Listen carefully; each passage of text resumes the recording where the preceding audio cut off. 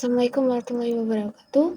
Saya Hayu Mahanani, mahasiswi Pendidikan Sejarah STKIP PGRI Pacitan dengan NIM 2587201028. Kali ini saya akan membawakan materi dari sejarah Amerika berjudul Pelayaran 1492, Perspektif Ganda dan Dampak Panjang bagi Peradaban Global. Tak perlu berlama-lama, mari kita langsung ke materi pembahasannya.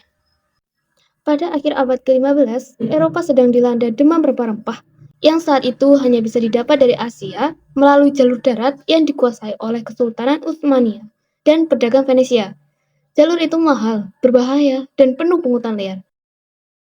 Maka muncullah ide alternatif berlayar ke barat untuk mencapai timur.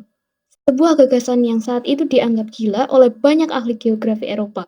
Karena mereka masih percaya bumi itu datar atau samudra itu tak berujung. Christopher Columbus, seorang pelaut asal Genoa atau kini disebut negara Italia, gigih melobi raja-raja Eropa selama hampir 10 tahun.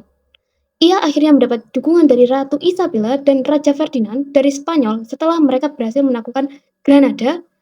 Perjanjian Santa Fe 1492 memberi Columbus gelar Laksamana Samudra, juga jabatan gubernur di tanah yang akan ditemukannya, serta hak atas 10% dari semua kekayaan yang diperoleh. Pada 3 Agustus 1492, Columbus berlayar dari Palos dengan 3 kapal, Nina, Pinta, dan Santa Maria. Perjalanan memakan waktu 37 hari tanpa melihat daratan. Awak kapal hampir memberontak karena kehabisan air bersih dan makanan mulai membusuk.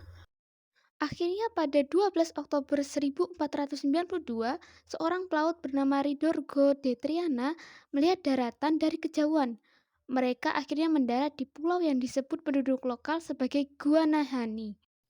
Columbus mengira itu adalah kepulauan di lepas pantai Cipangu, Jepang, atau bahkan daratan India. Karena itulah ia menyebut penduduk asli sebagai Indios, yang berarti orang India. Sebuah istilah keliru yang bertahan hingga berabad-abad.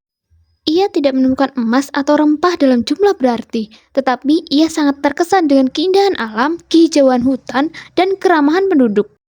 Ia kemudian melanjutkan pelayaran ke Kuba yang dikiranya sebagai daratan Cina, dan Hispaniola yang kini dikenal sebagai Haiti atau Dominika.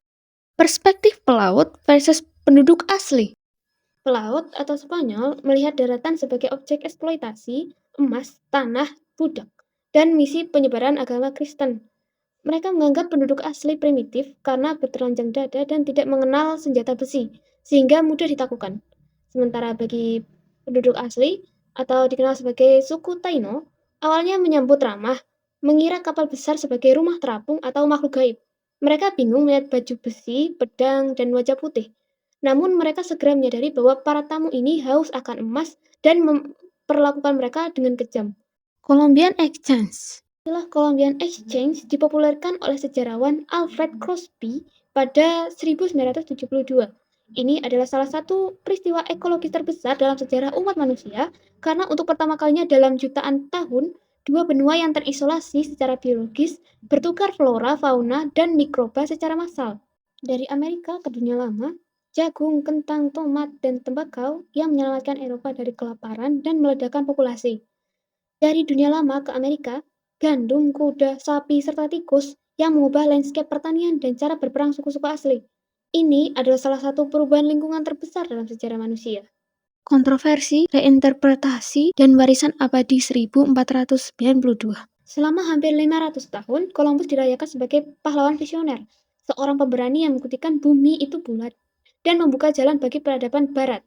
Di Amerika Serikat, Columbus Day menjadi hari libur federal sejak 1937, dengan patung-patung megah berdiri di New York, Washington, dan kota-kota besar lainnya. Namun, sejak akhir abad ke-20, narasi ini dibalik secara radikal oleh sejarawan pribumi, aktivis, dan akademisi kritis. Mereka menyebut Columbus bukan penemu, melainkan pembuka jalan bagi genosida, penyebaran penyakit mematikan, simbol kolonialisme dan rasisme. Reaksi atas kritik ini sangat nyata. Banyak kota di Amerika Serikat mengganti Columbus Day menjadi Indigenous Peoples Day setiap hari Senin kedua di bulan Oktober. Patung-patung Columbus di berbagai negara dirobohkan oleh demonstran, terutama setelah gerakan Black Lives Matter. Terlepas dari kontroversi, 1492 adalah tahun kelahiran dunia modern. Sebelum tahun itu, tidak ada dunia global yang terhubung.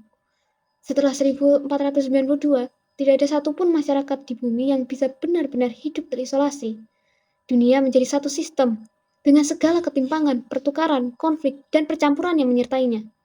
Kesimpulan terakhir, pelayaran 1492 bukan sekedar perjalanan laut, melainkan tabrakan dua dunia yang menciptakan realitas baru yang kita warisi hingga hari ini.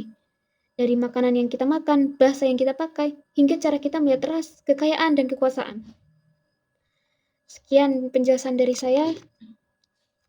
Terima kasih.